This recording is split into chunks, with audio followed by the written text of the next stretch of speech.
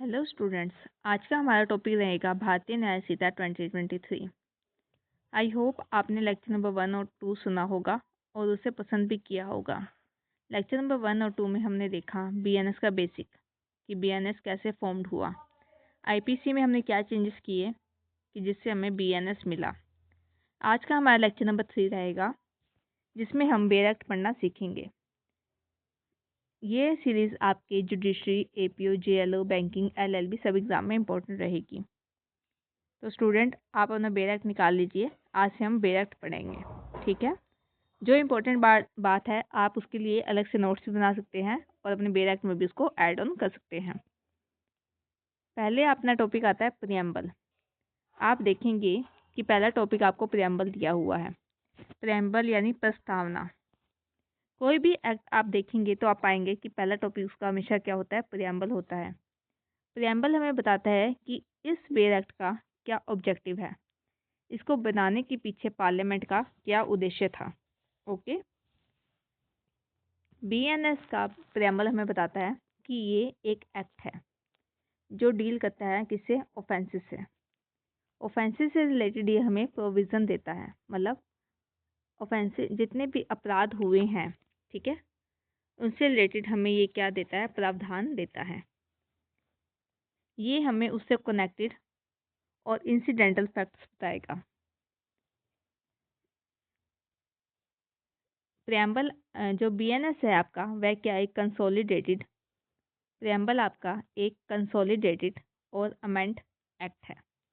Consolidate और amended हम देखते क्या होता है। देखिए 3 तरह की टर्म्स आपको मिलेगी। एक मिलेगी कंसोलिडेट,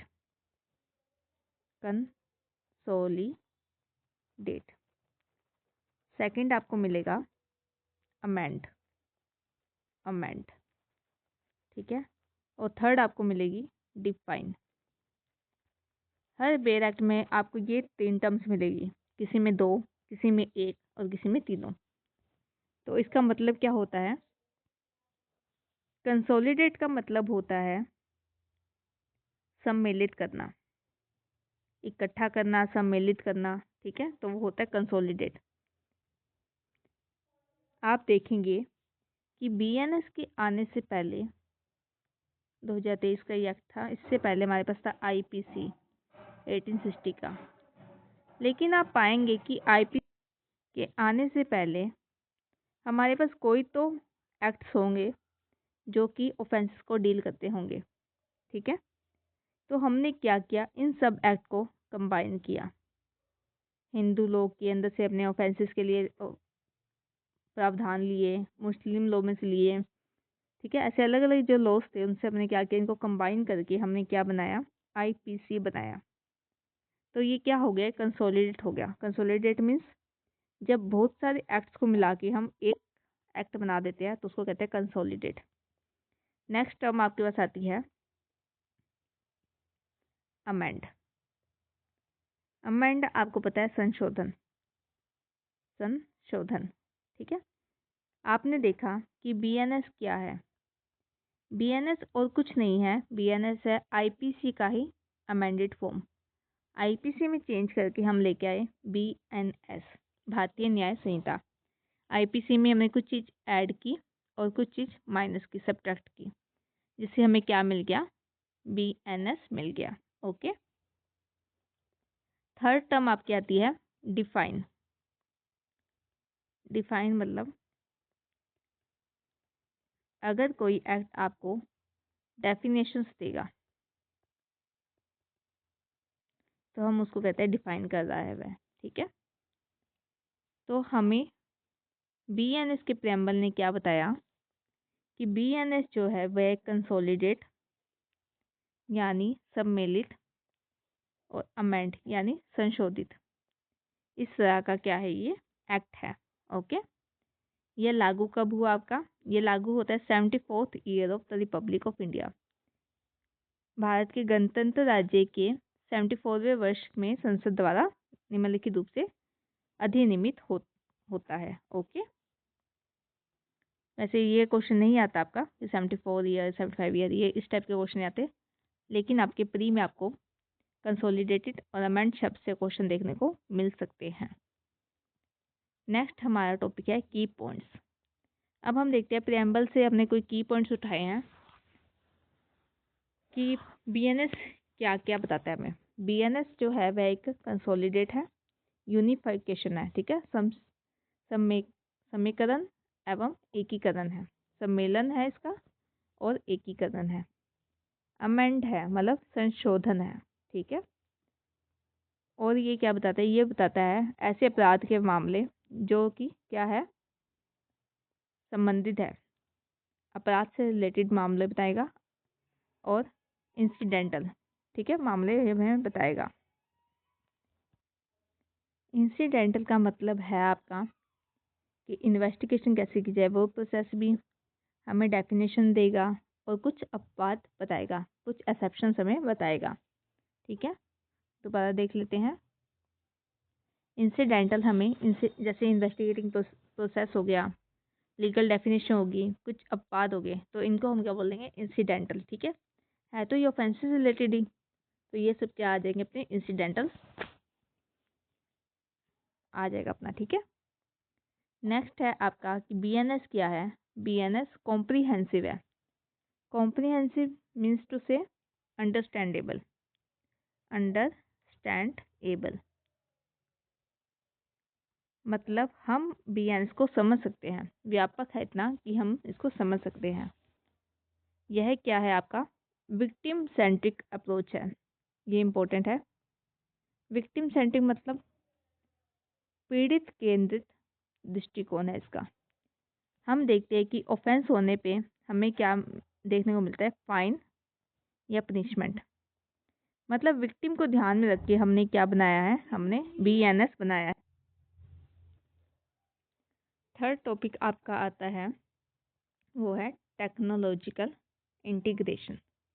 टेक्नोलॉजिकल इंटीग्रेशन मीन्स तकनीकी एकीकरण। आपने देखा होगा कि जब हमने बीएनएस का बेस पढ़ा, हमने वहाँ देखा कि आईपीसी के अंदर क्या चेंज किए, इलेक्ट्रॉनिकल चेंज हुए, ठीक है। आईपीसी में इलेक्ट्रॉनिकल चेंज हुए मीन्स टू से आज से हम ऑडियो वीडियो, इलेक्ट्रॉनिक मीन्स से हम वीडियो रिकॉर्ड करेंगे, इलेक्ट्रॉनिक एविडेंस भी दे सकते हैं। तो अब हम क्या हो गया है, बीएनएस में तकनीकी एकीकरण हो गया, तकनीकी एकीकरण क्या हो गया है, बीएनएस में हो गया है, ठीक है। बीएनएस आपका क्या है, असेसिबल है, अकाउंटेबल है, जस्टिस देता है, ठीक है। मतलब आप असेसिबल मतलब जिसको हम आसानी से हमें जो मिल जाए, ठीक है, असेस कर सकते हैं हम, जल्दी उसको प्राप्त कर सकते हैं आसानी से, हमें कोई दिक्कत नहीं है, ठीक है, इसको लेना आसान है। अकाउंटेबल मतलब कि जवाबदाही है, किसका जवाबदाही है, जो स्टेट की गवर्नमेंट है वह इसकी जवाबदारी है, ठीक है, इसके अंडर रह के वे काम करेंगे। जस्टिस है मतलब न्याय है। हिंदी में देखिए क्या लिखा हुआ है, भारत के नागरिकों के लिए ये क्या है, सुलभ है, जवाबदेह है और न्याय उचित है। ओके, ये इसका क्या हो गया, बेसिक प्रियम्बल था। हमने जिसकी प्रस्तावना, जिसके मेन पॉइंट देखे। मेन पॉइंट में हमारे पास दो पॉइंट आते हैं, एक तो ये कंसोलिडेट है और एक अमेंड है। अगर आपको कभी प्रियम्बल के बारे में मेंस में लिखना पड़े तो ये पॉइंट्स है इसके, आप इसको थोड़ा एलेबोरेट करके लिख सकते हैं, ठीक है। नेक्स्ट अपना आता है, आप निकालें चैप्टर नंबर 1 निकालें। चैप्टर नंबर 1 का आपका टाइटल है प्रीलिमिनरी यानी प्रारंभिक, ठीक है। इसमें आपके टोटल 3 सेक्शन आते हैं, सेक्शन 1, 2 और 3। ओके, सेक्शन नंबर 1 जो है वह आपको बताएगा कि यह कहाँ पे लागू होता है, इसका नाम क्या है और ये कब से लागू हुआ। इसका नेम है, पहले बात, इसका नेम है द भारतीय न्याय संहिता 2023। शॉर्ट फॉर्म में आप इसको कहते हैं BNS 2023। जब भी आप अपना मेंस का आंसर लिखिए तो वहाँ पे ये शॉर्ट फॉर्म यूज़ ना करो पहले, ठीक है। अगर आपको ये शॉर्ट फॉर्म यूज़ करनी भी है तो पहले आप एग्जामिनर को बताओ कि हाँ इसको ही शॉर्ट फॉर्म को लिख रहे हैं, जैसे इसको ये नाम लिख के ब्रैकेट में लिख दो BNS, ताकि एग्जामिनर को पता लगे किस बच्चे ने भारतीय न्याय संहिता को ही क्या लिखा है, BNS लिखा है। हम आमतौर पे BNS करते रहते हैं, तो पेपर में भी हम वहाँ पे BNS लिखाते हैं, लेकिन ऐसा नहीं करना है, ठीक है। फर्स्ट पॉइंट, नेम बताता है आपको। नेम क्या है, द भारतीय न्याय संहिता 2023 का ये क्या है, एक्ट है। ये लागू कौन करेगा, ये लागू करेगा सेंट्रल गवर्नमेंट। कब लागू करेगी, कोई भी डेट वह दे सकती है, किसको, अलग अलग प्रोविजंस को। ऐसे नहीं है कि BNS को एक साथ ही लागू करने का कोई हार्ड एंड फास्ट रूल है, नहीं। अगर चाहे सेंट्रल गवर्नमेंट तो वह कुछ प्रोविजंस के लिए कोई डेट दे सकती है और बाकी प्रोविजंस के लिए कोई डेट दे सकती है, अगर वह चाहे तो। लेकिन हमने देखा कि BNS हमारा लागू हो गया था 1 जुलाई 2024 को, ठीक है। 1 जुलाई 2024 को हमने BNS को लागू किया। क्या ये कंप्लीट लागू हुआ, नहीं, ये कंप्लीट लागू नहीं हुआ। BNS के सारे सेक्शन लागू हुए, ठीक है, सारे सेक्शन लागू हुए, लेकिन जो सेक्शन नंबर था 106 का सब सेक्शन 2, ये अभी तक लागू नहीं हुआ है, ठीक है। तो इसको लागू करने के लिए सेंट्रल गवर्नमेंट कोई और डेट भी दे सकती है, ओके। तो वही बात यहाँ पे लिखी गई है आपके कि सेंट्रल गवर्नमेंट अगर चाहे तो वह अलग अलग प्रोविजंस के लिए अलग अलग डेट दे सकती है। फिर आपका आता है टॉपिक, इसका ही सबसेक्शन 3। सबसेक्शन 3 को पढ़ने से पहले हम एक चीज़ देखते हैं। आपके पास आता है ज्यूरिसडिक्शन। अब हम देखेंगे कि BNS किन किन पे लागू होगा, मतलब इसका ज्यूरिसडिक्शन क्या है, क्षेत्राधिकार क्या है इसका, क्षेत्राधिकार क्या है इसका, ओके। अब हम ये देखेंगे। तो इन्होंने इसको 2 पार्ट में डिवाइड किया है, एक इंट्रा, एक एस्ट्रा। इंट्रा मतलब आंतरिक, ठीक है, और एक्स्ट्रा मतलब एक्सटर्नल से लिया गया है, बाहरी।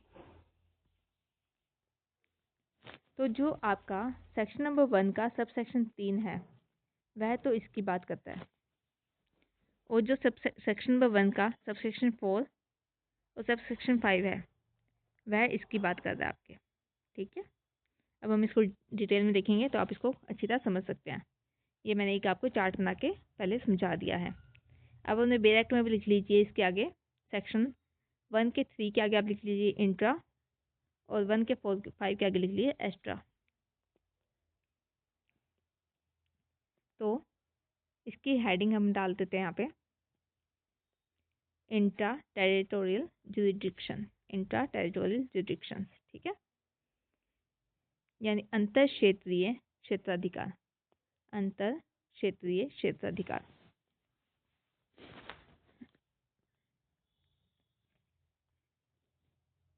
सेक्शन 1 का सबसेक्शन 3 हमें कहता है कि कोई भी पर्सन, एवरी पर्सन, पर्सन की डेफिनेशन आप जानते होंगे। पर्सन मीन्स मेल, फीमेल, और अब हमने इसके अंदर क्या ऐड कर दिया है, ऐड ऑन हमने कर दिया इसके अंदर ट्रांसजेंडर्स, ओके। ट्रांसजेंडर कम्युनिटी भी इसमें ऐड हो गई है, मेल, फीमेल और ट्रांसजेंडर। तो इन्होंने कहा कोई भी पर्सन, प्रत्येक व्यक्ति, एवरी पर्सन, प्रत्येक व्यक्ति, इसके अंदर क्या होगा, लाइबल होगा। अगर आप ये की पॉइंट्स याद रखेंगे तो आपको डेफिनेशन लिखना आसान हो जाएगा।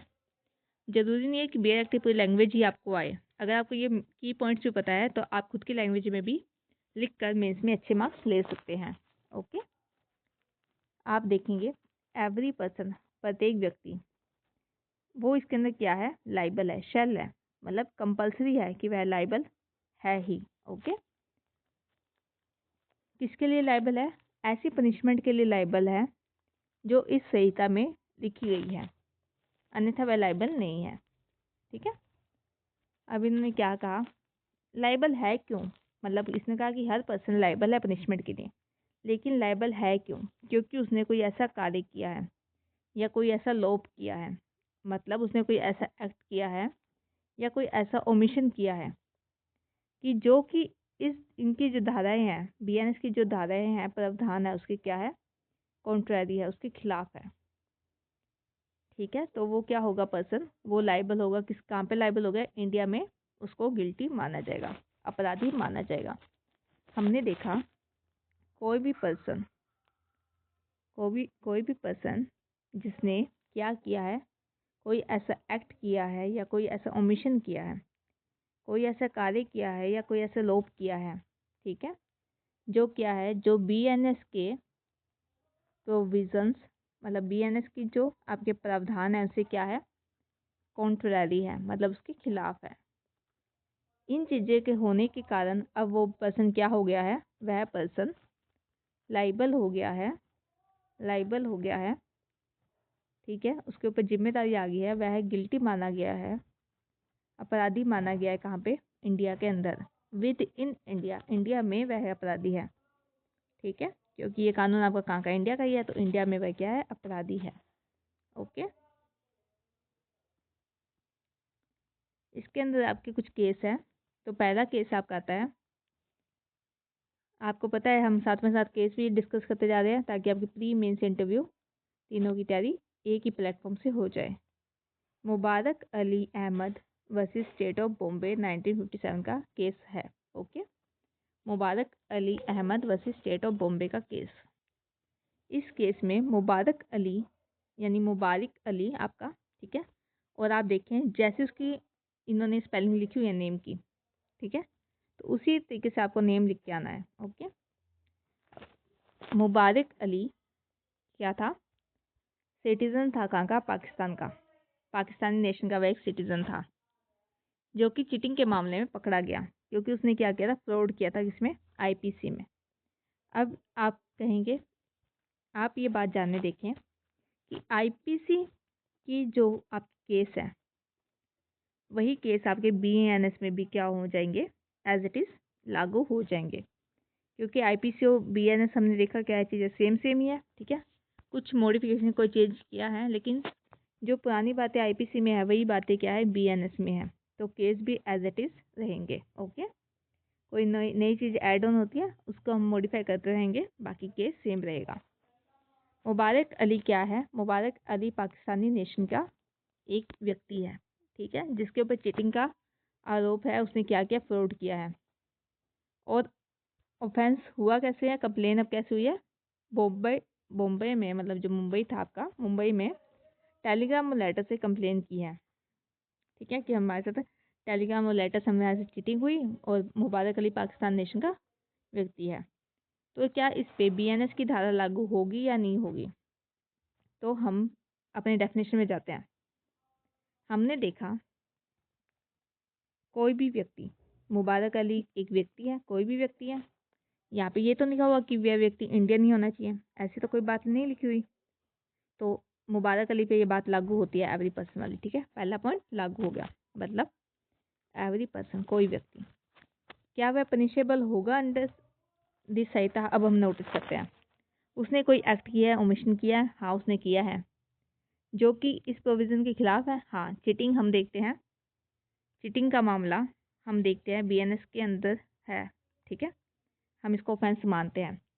तो कोई ऐसा एक्ट या ओमिशन किया है जो कि इस प्रोविज़न के क्या हो गया, खिलाफ हो गया, तो वह पर्सन क्या है, गिल्टी माना जाएगा। कहाँ गिल्टी माना जाएगा, इंडिया में गिल्टी माना जाएगा।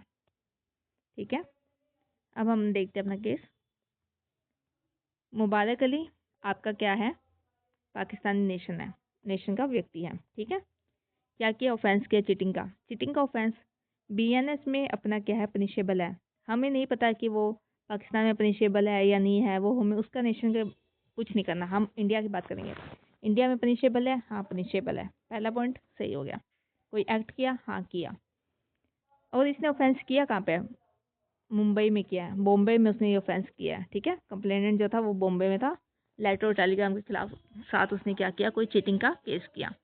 किस व्यक्ति के साथ हुआ, बॉम्बे में हुआ। ठीक है, विक्टिम ओरिएंटेड हमने देखा भी, पीड़ित ओरिएंटेड था, केंद्रित था, तो ये क्या हो गया, ऑफेंस माना जाएगा। बीएनएस में अब क्या होगा, बीएनएस में मुबारक अली को क्या मिलेगी, सज़ा मिलेगी। अब इसके अंदर सुप्रीम कोर्ट ने एक मामला उठाया कि जो पर्सन था वो खुद फिजिकल प्रेजेंट तो नहीं था, वो तो फिजिकली एब्सेंट था, उसने तो टेलीग्राम और लेटर से अपराध किया, तो क्या फिर भी वो उसके अंदर आएगा? हाँ, वो फिर भी इस टेरिटोरियल जुडिक्शन में आएगा। ठीक है, वह फिर भी अपराधी माना जाएगा। तो इस केस को मैं आपको डायग्रामेटिक रूप में समझा देती हूँ ताकि आपको ये याद रह जाए। मुबारक अली कहाँ का पर्सन था? ये पर्सन था पाकिस्तान का। ठीक है, ये पर्सन था पाकिस्तान का। इसने एक और पर्सन पे क्या किया? चीटिंग की, जो कि था बॉम्बे का, इंडिया का ये था। इसने क्या किया? इसको भेजे लेटर। उस टाइम आपको पता है टेलीग्राम लेटर चलते थे, टेलीग्राम और लेटर्स आपको पता है उस टाइम चलते थे। तो वो इसके थ्रू उसने भेजा और यहाँ पे क्या किया? इस पर्सन के साथ क्या की? चीटिंग की। तो क्या ये पर्सन जो मुबारक अली है वो लाइबल है इंडिया में? हाँ, वो लाइबल है, क्योंकि चीटिंग इंडिया में BENS के अंडर क्या आता है? एक ऑफेंस है। तो इसने वो ऑफेंस किया जो कि यहाँ पे पनिशेबल है, तो इसलिए मुबारक अली भी क्या होगा? लाइबल होगा। सुप्रीम कोर्ट के सामने ये मामला गया, तो ऐसे कहा कि जो सुप्रीम कोर्ट के सामने मामला गया तो कहा कि जो मुबारक अली था, ठीक है, वो तो इंडिया में था ही नहीं, प्रेजेंट नहीं था, वो तो अपने देश में था, तो क्या फिर भी वो BNS में आएगा? हाँ, वो फिर भी BNS में आएगा, क्योंकि जिस पर्सन के साथ उसने ऑफेंस किया था, ठीक है, अपने टोपी वाला पर्सन जिसके साथ उसने ऑफेंस किया था, तो वह पर्सन तो इंडिया का था, इंडिया सिटीजन था, इसके ऊपर तो BNS लागू होता है। तो ये जब अपने साथ हुए ऑफेंस का, ठीक है, को ये क्या कहते हैं, इसके जब मुआवजा लेने जाएगा, कंपनसेशन के लिए जाएगा, तो ये BNS में ही जाएगा। ठीक है, तो इसलिए मुबारक अली भी यहाँ पे क्या होगा? लाइबल होगा। ओके, अभी हमने देखा टॉपिक हमारा था intra territorial jurisdiction. Intra territorial jurisdiction. अब हम देखते हैं extra territorial jurisdiction. Extra territorial jurisdiction, अतिरिक्त क्षेत्राधिकार। ठीक है, क्षेत्रीय क्षेत्राधिकार।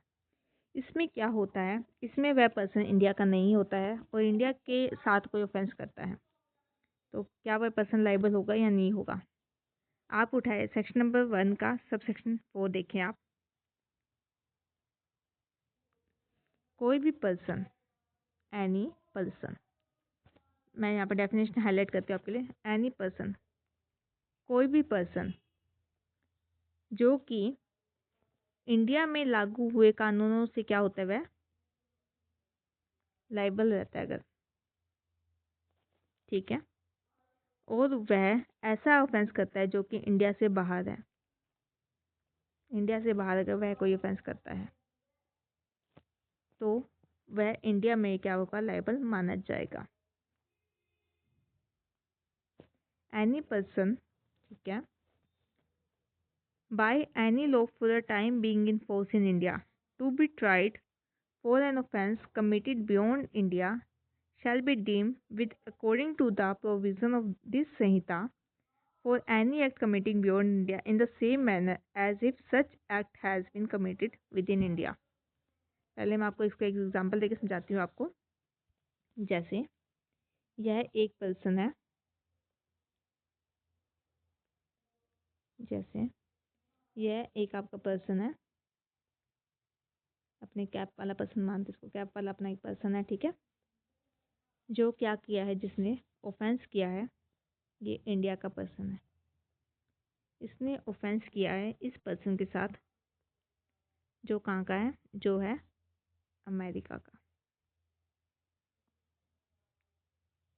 इसने इसको डॉक्यूमेंट भेजे जो क्या थे? फ्रॉड थे, फ्रॉडुलेंट। इसने क्या भेजे? डॉक्यूमेंट भेजे। इसने फ्रॉड से इसको डॉक्यूमेंट भेजे, मतलब गलत डॉक्यूमेंट, जाली डॉक्यूमेंट उसको भेजे। तो अपने को पता है BNS में जाली डॉक्यूमेंट बनाना अपराध है अपराध।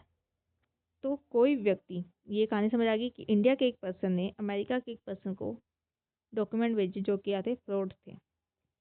तो अब क्या होगा हम देखते हैं। पहली अपनी डेफिनेशन कहते हैं कि जो पर्सन है वह उस पर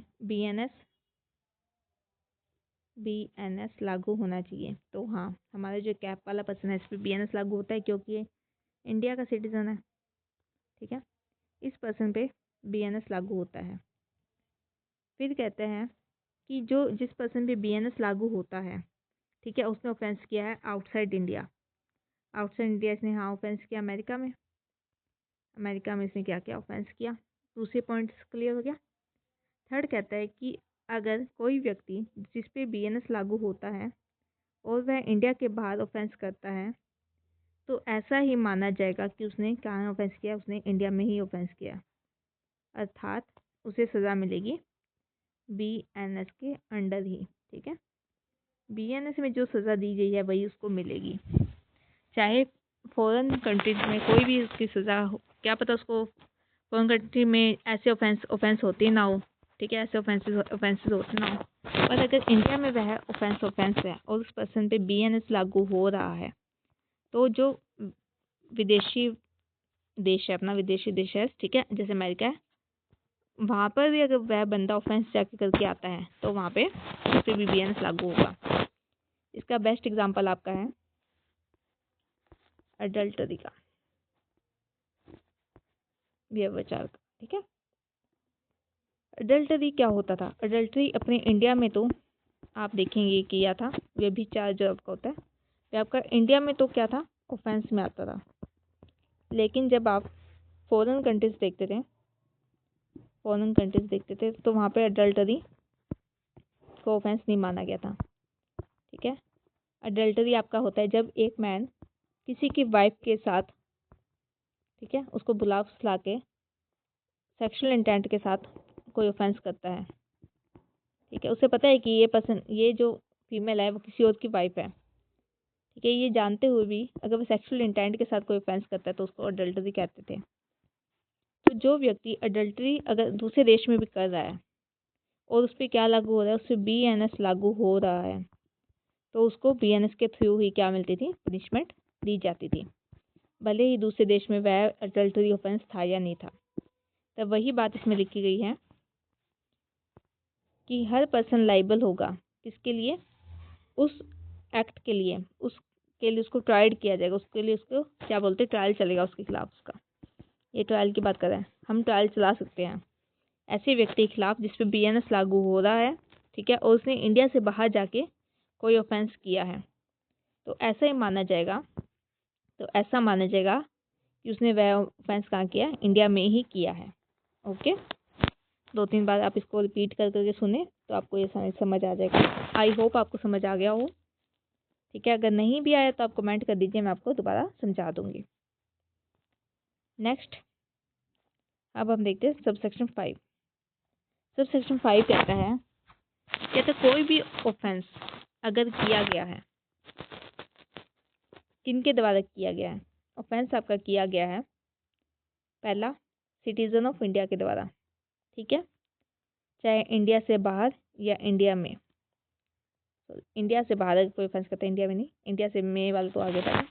तो कोई भी अगर इंडिया सिटीजन अगर इंडिया से बाहर कोई ऑफेंस करता है तो क्या होगा, पहला पॉइंट। सेकंड, अगर कोई पर्सन या कोई शिप क्राफ्ट रजिस्टर्ड है जो इंडिया में, ठीक है, उस पर कोई ऑफेंस किया जाता है।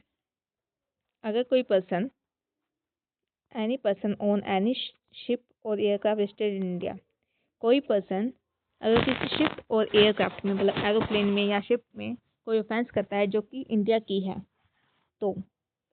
थर्ड पॉइंट, कोई भी पर्सन अगर किसी प्लेस पे जो कि इंडिया से बाहर है ऑफेंस करता है, और ऑफेंस कैसे कर रहा है, कंप्यूटर रिसोर्स को टारगेट कर रहा है जो कि इंडिया में लोकेट है, तो वह क्या होगी, बीएनएस में होंगे, वह पनिशेबल।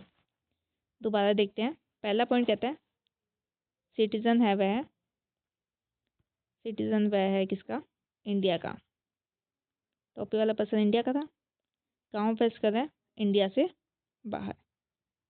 इंडिया से बाहर तो कोई ऑफेंस कर रहा है, ठीक है, ये बाहर कोई ऑफेंस कर रहा है तो ये पर्सन क्या होगा, लाइबल होगा, सिटीजन ऑफ इंडिया। पहला पॉइंट आ गया ये। सेकंड पॉइंट, कोई पर्सन, ठीक है, कोई पर्सन कोई ऑफेंस कर रहा है अगर किस पे, किसी शिप पे, ठीक है, या किसी एयरक्राफ्ट पे कोई क्या कर रहा है, वो कोई आपका ऑफेंस कर रहा है, जो कि ये दोनों चीज़ें कहाँ रजिस्टर है, इंडिया की है। अगर ये इंडिया की अगर ये है तो कोई भी पर्सन अगर इन शिप या एयरक्राफ्ट पे कोई ऑफेंस करता है तो वह क्या लायबल होंगे, वो लायबल होंगे BNS में ही लायबल होंगे। इसके आगे मैं आपको एग्जांपल दूंगी तीनों के, ठीक है।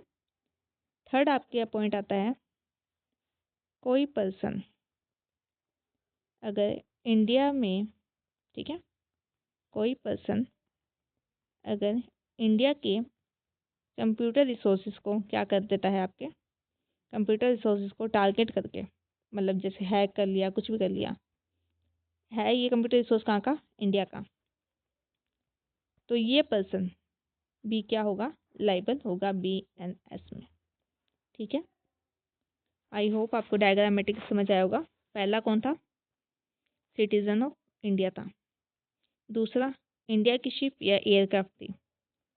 तीसरा, कोई भी पर्सन इंडिया से बाहर का, इंडिया में कोई कंप्यूटर रिसोर्स को क्या कर रहा है, टारगेट कर रहा है। अब हमारे आता है पॉइंट कि सिटीजन ऑफ इंडिया वाला पॉइंट हमने ऐसे अलग क्यों लिखा, क्योंकि आप देखेंगे कि हर देश चाहता है कि उसके सिटीजन को सज़ा, उस सिटीजन को पनिशमेंट या उसको प्रोटेक्शन उसका खुद का देश दे, प्रोटेक्शन उसका खुद का देश दे, ठीक है।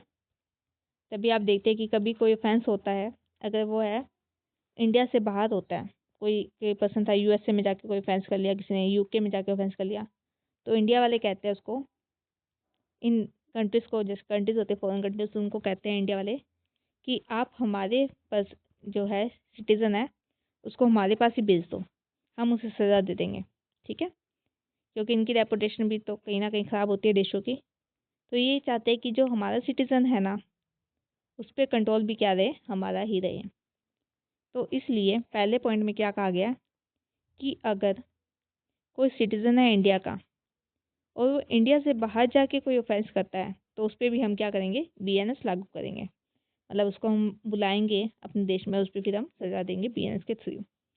सेकंड, कोई शिप और एयरक्राफ्ट है जो कि इंडिया में रजिस्टर्ड है। इसका एग्जांपल आप देखिए, जैसे एक शिप थी, जैसे एक शिप है, ठीक है, इस पर क्या किया, किसी पर्सन ने जो कि अफ्रीका का था, ठीक है, एक पर्सन अफ्रीका का था, उसने यहाँ पे एक अमेरिकन पर्सन को क्या कर दिया, मार दिया, यानी उसका मर्डर कर दिया।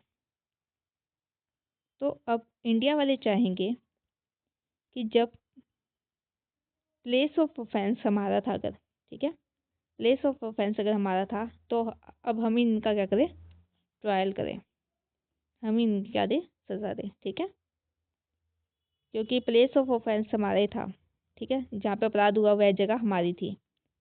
भले ये दोनों क्या है, विदेशी है, लेकिन हम चाहेंगे कि इस पे हम क्या करें, इस हम इन पे ट्रायल करें। ओके, तो ये पॉइंट ऐड ऑन करके लिखते हैं यहाँ पे कि कोई भी पर्सन क्या कर रहा है, किसी शिप पे या एयरक्राफ्ट पे जो इंडिया में रजिस्टर्ड है, ठीक है, चाहे चाहे वह कहीं पे भी है, इस वक्त अभी कहीं पे भी घूम रही है, तो अगर उस पर कोई ऑफेंस होता है तो उस पर कौन करेगा, BNS ही लागू होगा।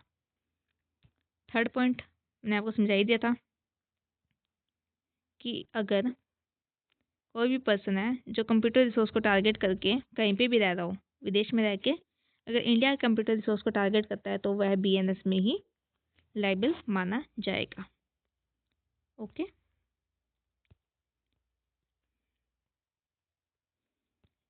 इसमें आप देखेंगे कि ऑफेंस का मतलब क्या है।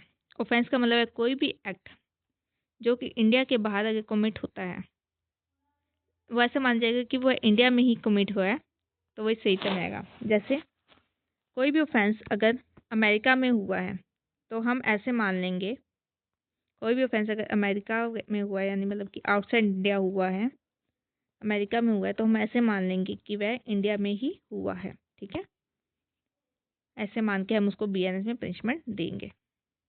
ओके, इसके अंदर आपको 2 एग्जाम्पल दिए हुए हैं। ए, पहले एग्जाम्पल है क्या, ए जो एक सिटीजन था इंडिया का, वह मर्डर कराता है कहाँ पे जाके, इंडिया से बाहर। अपन देखा था अगर कोई पर्सन इंडिया से बाहर जाके मर्डर कराता है तो क्या होगा, उस पर क्या लागू होगा, बीएनएस। कौन सा पॉइंट करता है आपका, ये सिटीजन वाला पॉइंट करता है आपका। ठीक है, नेक्स्ट, अगर कोई पर्सन ऐसे पाया जाता है,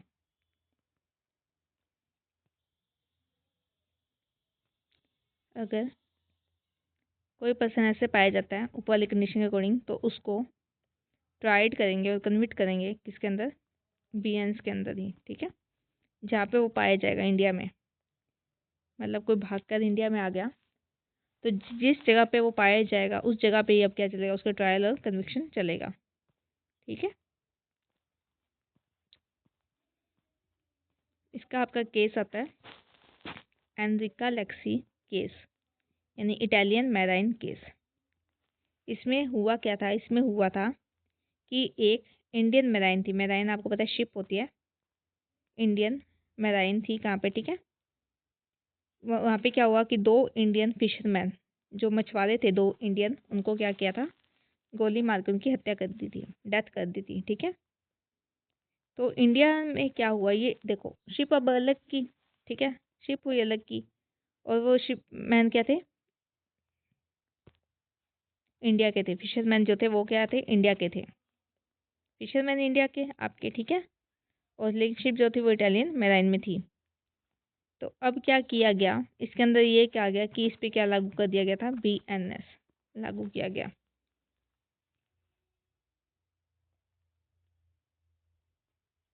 ओके, ये आपका केस आता है। नॉर्मल आपसे पूछा जाएगा कि ये केस किससे रिलेटेड है, तो ये केस रिलेटेड है आपका एस्ट्रा एस्ट्रा टेरिटोरियल से। ठीक है, टेरिटोरियल, एक्स्ट्रा टेरिटोरियल से आपका केस रिलेटेड है। केस का नाम आप लिख लीजिए, कहाँ लिखेंगे, सेक्शन 1 सब सेक्शन 5 के आगे लिख लीजिए। ओके, फिर आपका एक केस हो जाता है state of Maharashtra versus MH George, 1965 का केस था आपका। क्या केस है आपका, state of Maharashtra versus MH George, state of Maharashtra versus MH George. इसमें क्या हुआ था, इसमें एक पर्सन था, उस पर्सन ने क्या किया, वह गोल्ड पहन के आया बहुत सारा इंडिया में। ठीक है, उसे नहीं पता था, मेयर हैंस जो थे उनको नहीं पता था कि इंडिया में गोल्ड पहन के आना विदेश से मना है, क्योंकि वो तो स्मगलिंग मानी गई। ठीक है, वो जा कहीं और थे फ्लाई करके, लेकिन बीच में जब इंडिया के उस पर आए, एयरपोर्ट पे आए, तब क्या किया गया, फेरा वाला ने उनको पकड़ लिया कि आप हमारे इंडिया में क्या कर रहे हैं, गोल्ड स्मगलिंग कर रहे हैं। तो उसने कहा कि सर मुझे तो आपके इसके कानून का पता नहीं है। तो ये कहा गया सुप्रीम कोर्ट के अंदर कि नहीं, अगर आपको कानून का पता हो चाहे ना पता हो, अगर वह बीएनएस में ऑफेंस है, ठीक है, मतलब आईपीसी उस टाइम चलती थी, अगर वह इंडिया के अंदर ऑफेंस है तो ये ऑफेंस ही माना जाएगा। ठीक है, चाहे आपको पता हो चाहे ना पता हो, अगर आप हमारे टेरिटरी में से गुजर रहे हैं और आपने ऑफेंस किया है, ऑफेंस उसने किया इलीगल स्मगलिंग ऑफ गोल्ड का, ठीक है, तो वो ऑफेंस माना जाएगा। ओके, आई होप आपको ये समझ आया हो सेक्शन 1 का, सबसेक्शन 3, 4 और 5। आप इसको आप हाथों हाथ ही साथ में आप वीडियो पोस्ट करके हिंदी और इंग्लिश दोनों में आप पढ़ लीजिए, तो आपको ये अच्छी तरह क्लियर हो जाएगा। केसेस आप इसके आगे लिखते रहिए, केस आपका 1, 5 से रिलेटेड ही। ठीक है, ओके, नेक्स्ट आप देखिए सेक्शन नंबर 1, 6। सेक्शन नंबर जो आपका 1 का तो सेक्शन 6 है, ये आपको बताते हैं कि किन किन पे बीएनएस लागू नहीं होता, मतलब बीएनएस किन किन पे लागू नहीं होगा। ये आपको देता है सेविंग्स, ये सेविंग क्लोज है कि इन पे हम बीएनएस लागू नहीं करते हैं। तो कौन कौन है वह, पहले पॉइंट है आपका, ऐसा कोई पर्सन, ठीक है, जो कि सोल्जर है, सेलर है या एयरमैन है, मतलब आर्मी का पर्सन है, नेवी का है या एयरफोर्स का है, जो कि गवर्नमेंट ऑफ इंडिया के लिए काम कर रहे हैं, ठीक है, उनकी म्यूटनी और डिसर्शन में, ठीक है, अगर कोई म्यूटनी करता है उस समय, मतलब विद्रोह में कोई काम करता है या डेजर्शन मतलब भाग जाता है, तो उसके ऊपर जो ऑफिसर है उन ऑफिसर्स पे ये बीएनएस लागू नहीं होगा, क्योंकि आप जानते हैं मिलिट्री वालों के खुद के कानून होते हैं, मार्शल लॉज होते हैं उनके खुद के, तो उन पर वो लागू होते हैं, ठीक है। सेकंड नंबर स्पेशल और थर्ड नंबर लोकल लॉज। पहला सोल्जर, ठीक है, सोल्जर पे लागू नहीं होगा। सेकंड स्पेशल, अगर कोई कानून है इससे रिलेटेड आपका तो उस पर बीएनएस लागू नहीं होगा। थर्ड, अगर आपका कोई लोकल कानून है तो उस पर लागू नहीं होगा। स्पेशल लॉ की बात अगर हम करते हैं तो हम देखते हैं पोक्सो। पोक्सो आपने देखा था, पोक्सो में बच्चों के खिलाफ अगर ऑफेंस होते हैं सेक्सुअल, तो हम पोक्सो में जाते हैं, हम बीएनएस में नहीं जाते। बीएनएस भी हमें प्रोटेक्शन प्रोवाइड कर रहा है, लेकिन हम किस में जा रहे हैं, पोक्सो में जा रहे हैं, क्योंकि वो स्पेशल लॉ है, ठीक है। लोकल लॉ की अगर आप बात करते हैं, लोकल लॉ की अगर आप बात करते हैं तो हर स्टेट के कुछ खुद के पर्सनल लॉज होते हैं, लोकल लॉ होते हैं हर स्टेट के। तो अगर कोई ऑफेंस इन लोकल लॉ में आता है तो फिर हम उसमें बीएनएस में नहीं जाएंगे, ओके। तो फिर हम बीएनएस में नहीं जाएंगे, हम फिर उस लोकल लॉ में जाएंगे, ओके।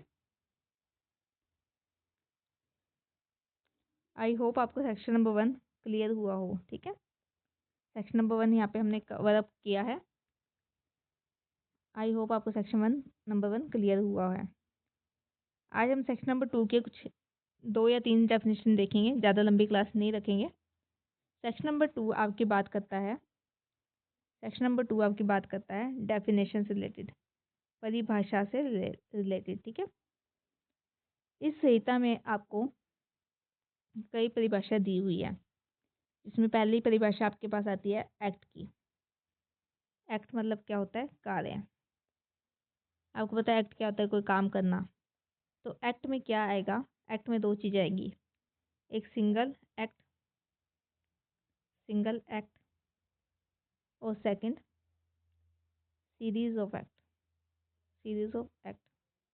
अब आप कहेंगे मैम ये क्या होता है, सिर्फ एक कार्य या बहुत सारे कार्य को मिला के बना एक कार्य। जैसे मैंने किसी को थप्पड़ मारा, मैंने उसको एक थप्पड़ मारा, तो ये क्या हो गया, सिंगल एक्ट हो गया, ठीक है। ये क्या हो गया, सिंगल एक्ट हो गया। और वहीं अगर मान लो मेरे को किसी को देना है पॉइजन, मैंने किसी को जहर देना है, ठीक है। तो मैंने क्या किया,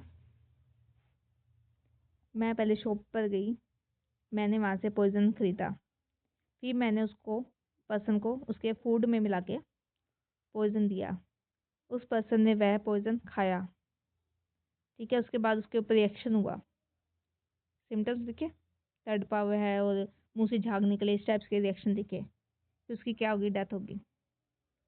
तो ये क्या हो गया, डेथ तक पहुंचने के लिए मैंने क्या किया, एक सीरीज ऑफ एक्ट किया, बहुत सारे काम किए लगातार। तो जब मुझे सज़ा मिलेगी किसकी, डेथ की, death cause by poison, poison के द्वारा मृत्यु की मुझे जब सज़ा मिलेगी, तब वो देखेंगे कि हाँ ये इसके क्या थे, एक्ट थे। शॉप पे जाना, फूड में मिला के देना, उसने फिर पर्सन ने खाया, फिर उसके सिम्टम्स दिखे, तो ये सब क्या होगी, ये एक सीरीज ऑफ एक्ट होगी, ठीक है। एक कार्य करने के लिए बहुत सारे एक्ट, तो ये भी क्या माना जाएगा, इनको भी सीधा हम एक्ट बोलेंगे कि इसने क्या किया, एक्ट किया है, ठीक है। तो एक्ट की परिभाषा में 2 चीज़ें आती है, एक आप कहते हैं सीरीज ऑफ एक्ट, एक आती है सिंगल ऑफ एक्ट। अगर सीरीज ऑफ एक्ट है तो भी हम उसको क्या बोलेंगे, सिंगल एक्ट बोलेंगे, ओके। फिर हमारी डेफिनेशन आती है सेक्शन 2 सेक्शन 2 हमें कहता है एनिमल। एनिमल क्या होता है, कोई भी लिविंग क्रिएचर, कोई भी जीवित प्राणी, किसके अलावा, मनुष्य के अलावा। ह्यूमन बीइंग को हमने इसमें एनिमल में ऐड नहीं किया, ह्यूमन बीइंग को हम एनिमल में ऐड नहीं किया ह्यूमन बीइंग। जैसे आपको पता है, अगर आप बीइंग, जैसे आप पढ़ते थे पहले मोरल साइंस, उसमें कहते थे कि ह्यूमन बीइंग क्या है, एक सोशल एनिमल है। सोशल एनिमल कहते थे, सामाजिक एक प्राणी है, ठीक है। पर इसमें क्या कहा गया है कि एनिमल जो है वह एक लिविंग क्रिएचर है, कोई भी लिविंग क्रिएचर, जीवित प्राणी, लेकिन उसमें मनुष्य नहीं आएगा। ओके, मनुष्य उसमें नहीं आएगा। 2 का 3, सेक्शन नंबर 2 का 3 हमें कहता है चाइल्ड के बारे में। चाइल्ड आपने बहुत सारे एक्ट में देखा है कि चाइल्ड क्या होता है, 18 साल से 18 ईयर से जो कम का बालक होता है वह क्या माना जाता है, चाइल्ड माना जाता है। आपने जेजे एक्ट पढ़ा, आपने पोक्सो पढ़ा, तो आपने उसमें पाया कि चाइल्ड क्या होता है, चाइल्ड जो होता है वो होता है 18 साल से कम का व्यक्ति, ठीक है। कोई भी पर्सन जो कि 18 साल से कम का है तो वह चाइल्ड माना जाएगा। जेजे एक्ट में आपने पढ़ा सेक्शन नंबर 212 के अंदर, पोक्सो में आपने पढ़ा 21D के अंदर, तो ये क्या है, बालक की परिभाषा, यानी बच्चे का की परिभाषा है। ओके, तो students thank you so much. आज हम अपना लेक्चर इतना रखेंगे। Thank you so much. I hope आपको मेरा लेक्चर समझ आया हो, और अगर आपको कोई भी डाउट है इनसे रिलेटेड तो आप मुझे कमेंट कर सकते हैं, और टेलीग्राम पे आपको इसकी PDF मिल जाएगी। ओके, तो स्टूडेंट्स आप अब दोबारा एक बार मेरा देख लीजिए, ठीक है, क्योंकि अगर आप हाथों हाथ इसको रिवाइज करेंगे तो आपका ये क्लियर हो जाएगा। आई होप आपने केस लॉ लिखे होंगे, ठीक है, जो आपके प्री मेंस इंटरव्यू तीनों में काम आएंगे। Okay, thank you so much students.